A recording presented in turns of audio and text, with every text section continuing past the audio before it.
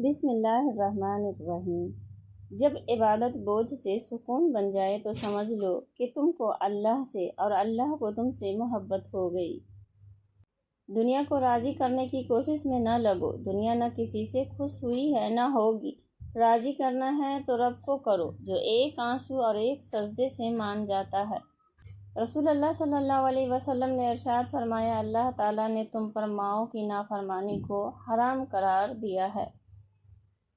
رسول اللہ صلی اللہ علیہ وسلم نے ارشاد فرمایا، جو شخص مجھ پر درود پڑھتا ہے، ساتوں زمین و آسمان کی ہر چیز، چرند پرند، شجر حجر اس کے لیے دعا کرتے ہیں۔ نبی صلی اللہ علیہ وسلم نے ارشاد فرمایا کہ اپنے دلوں کو زیادہ کھانے پینے سے ہلاک نہ کرو۔ جس طرح زیادہ پانی سے کھیتی تباہ ہو جاتی ہے، اسی طرح زیادہ کھانے پینے سے دل ہلاک ہو جاتا ہے۔ رسول اللہ صلی اللہ علیہ وسلم نے ارشاد فرمایا، جب سے جہنم پیدا کی گئی ہے تب سے میکائیل علیہ السلام نہیں ہنسے۔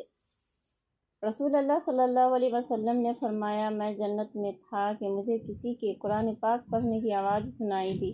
میں نے پوچھا، یہ کس کی آواز ہے؟ مجھے بتایا گیا کہ حارثہ بن نعمان کی۔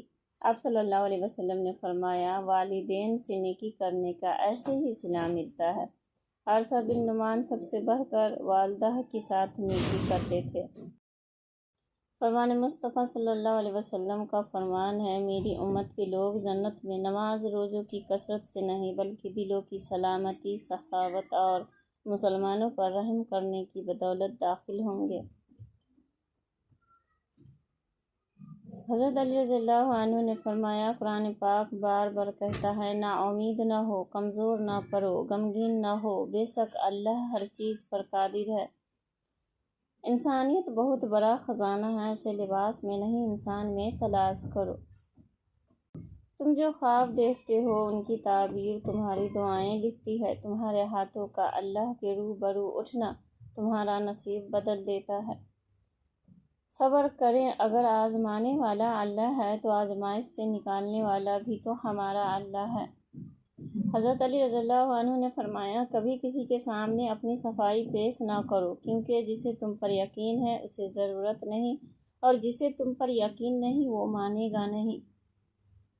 اخلاق وہ موتی ہے جس کی کوئی قیمت نہیں ہوتی مگر اس سے ہر چیز خریدی جا سکتی ہے۔ حضرت علی رضی اللہ عنہ نے فرمایا، یقین رکھو جتنی گہری دعائیں ہوتی ہیں اتنی ہی سنہری تقدیریں ہوتی ہیں۔ رسول صلی اللہ علیہ وسلم نے فرمایا، چار باتوں سے پناہ مانگو، ایسے علم سے جو نفع بخش نہ ہو، ایسے دل سے جس میں اللہ کا ڈر نہ ہو، ایسی دعا سے جو قبول نہ ہو، اور ایسے نفس سے جو آسودہ نہ ہو۔ جب تمہیں خوشیاں ملنے لگے تو تین چیزوں کو کبھی نہ بھولنا، اللہ کو، اس کی مخلوق کو اور اپنی اوقات کو۔ درود شریف واحد ایسی عبادت ہے جو زبان سے نکلتے ہی قبول ہو جاتی ہے۔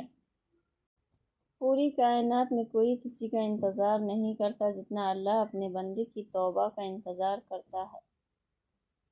حضرت علی رضی اللہ عنہ نے فرمایا، کوئی تم سے بھلائی کی امید رکھے تو اسے مایوس مت کرو، کیونکہ لوگوں کی ضروریات کا تم سے وابستہ ہونا تم پر اللہ کی عنایت ہے۔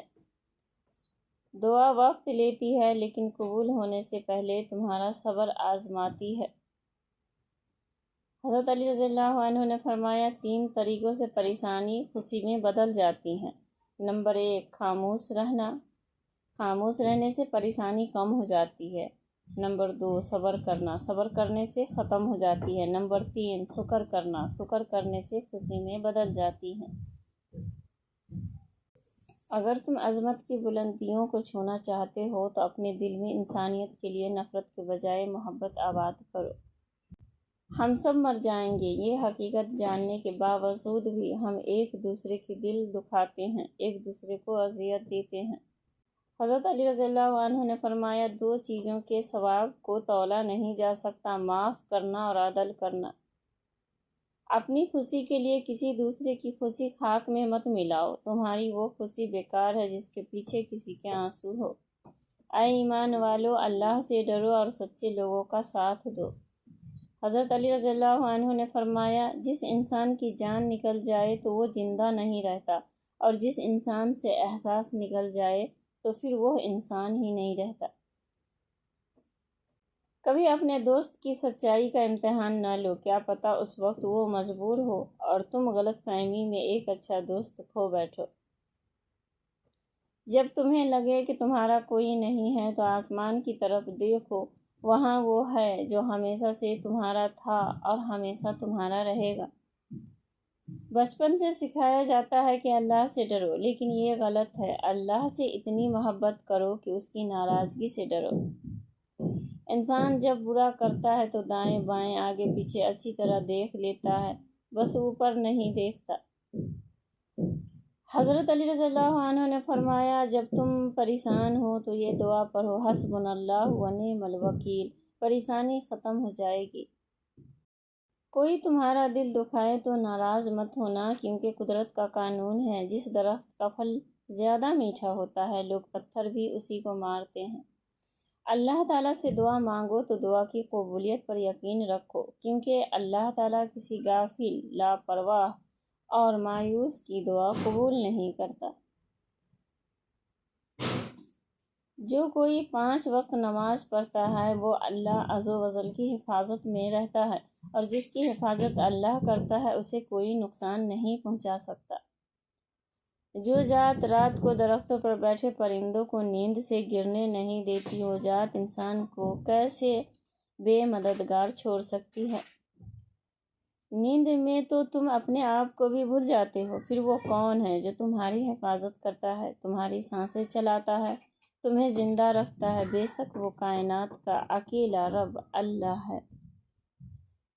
کسی مشکل میں بزدل انسان سے کوئی مشورہ مت کرنا، کیونکہ وہ تمہاری بچی ہوئی ہمت کو بھی ختم کر دے گا۔ زندگی جینے کے 2 ہی راستے ہیں، بھول جاؤ انہیں جن کو معاف نہیں کر سکتے، اور معاف کر دو انہیں جن کو بھول نہیں سکتے۔ حضرت علی رضی اللہ عنہ نے فرمایا، بچے کو جب کوئی تکلیف یا بیماری آتی ہے تو اللہ اس بچے کی بیماری کے بدلے بچے کی ماں کے گناہ معاف فرماتا ہے۔ شعور کا پہلا درجہ خاموش رہنے کی عادت، دوسرا درجہ بدتمیزی کا جواب نہ دینا، اور تیسرا درجہ بد اخلاقی کا جواب اخلاق سے دینا ہے۔ دوسروں کو گرانے کے چکر میں لوگ آخرکار خود ہی گر جاتے ہیں، لیکن سبق پھر بھی حاصل نہیں کرتے۔ جب لوگ آپ کے معیار کو نہیں پہنچ پائیں گے تو پھر وہ آپ کے کردار پر انگلیاں اٹھائیں گے۔ رب ناراض ہو جائے تو روٹی نہیں چھینتا، سجدے کی توفیق چھین لیتا ہے۔ یا اللہ ہم سب سے راضی ہو جا، آمین۔ خواہشات کو جنون نہ بنائیں، زندگی میں بہت کچھ ہمارے لیے نہیں ہوتا۔ انسان کا اپنا کیا ہے؟ پیدا دوسروں نے کیا، اہمیت دوسروں نے دی، تعلیم دوسروں نے دی، رشتہ بھی دوسروں سے جوڑا، کام کرنا بھی دوسروں نے سکھایا، آخر میں قبرستان میں بھی دوسرے لے کر گئے۔ انسان کا اپنا کیا ہے تو غرور کس بات کا؟ اللہ کے فیصلے ہمیشہ دیر سے ہی سمجھ آتے ہیں، لیکن جب سمجھ آتے ہیں تو آنکھیں بھیگ جاتی ہے اور دل کہتا ہے اللہ کا شکر ہے، جو ہوا بہترین ہوا۔